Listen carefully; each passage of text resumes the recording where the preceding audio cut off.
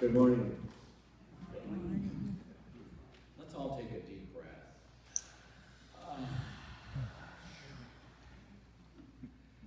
Today I'm speaking on strength versus and rather than weakness.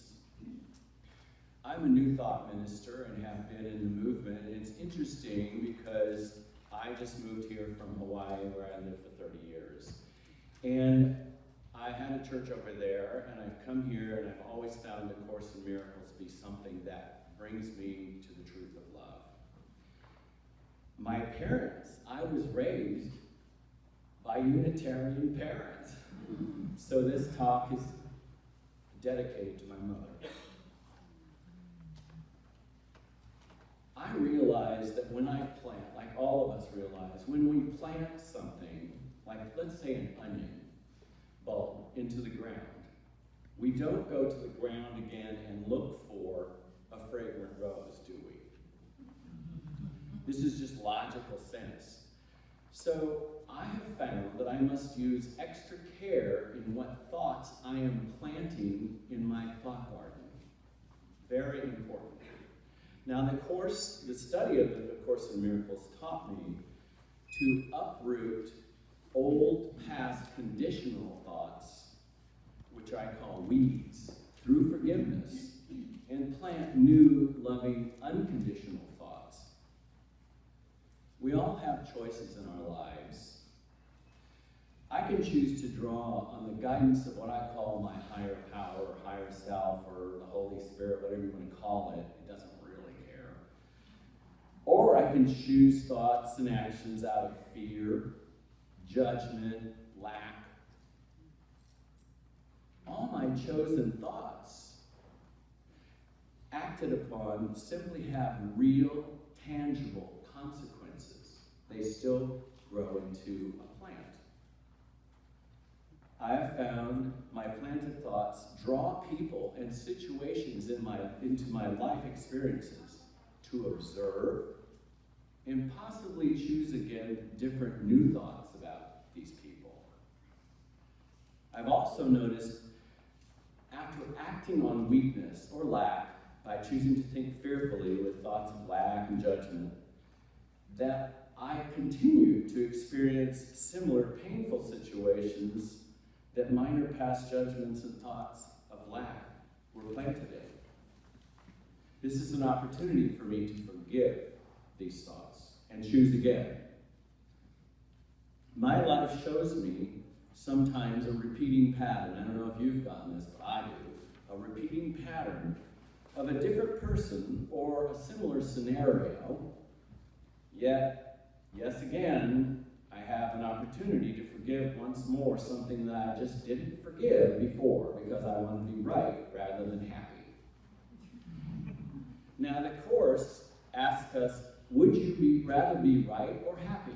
Well, I have to say as a psychologist many years ago, I want to be right, not happy.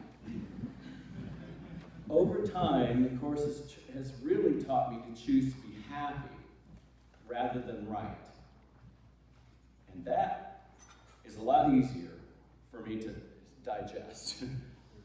A quote from the Course says, lesson 92, there are many lessons, there are 365 lessons in the Course in Miracles, one each day to help us just go through the day and get through the day. This one I chose is lesson 92 from the workbook for students, and it says, quote, it is God's strength that is the light in which you see. It is your weakness that sees through the body's eyes and senses through the body's senses. Strength overlooks these things, seeing past appearances. And it reminds me of Jesus saying, do not believe in appearances, but beyond that. Weakness is simply, for me, believing the illusion of what is being observed by the observer, filtered through my own personal, worldly, cultural belief system. One day, in my therapy office, I prayed within, asking for divine guidance to help me to be more curative with my patients and clients. I was guided to the Course in Miracles through many interesting and seemingly a lot of coincidences. How many of you have had those coincidences where there's a little coincidence you think, wow, that just happened and I just thought that. I've done that so many times. So 37 years ago, I was intrigued as a therapist to read this introduction to the course, which hooked me for the last 37 years. It says, this is a course in miracles. It is a required course. I didn't like that too much. It's a required course. Only the time you take is voluntary. Free will does not mean that you can establish the curriculum. No control. How am I going to do that? Okay. It means only that you can elect what you want to take at a given time. This course does not aim at teaching the meaning of love, for that is far beyond what can be taught. It does aim, however, at removing the blocks to the awareness of love's presence, which is your natural inheritance. The opposite of love is fear. But what is all-encompassing can have no opposite. This course can therefore be summed up very simply in this way. Nothing real can be threatened.